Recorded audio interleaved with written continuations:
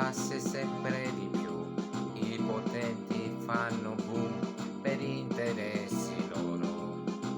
Futuro non ce n'è, troppi conflitti e bugie, come in un film, ma in realtà di egoismo e banalità.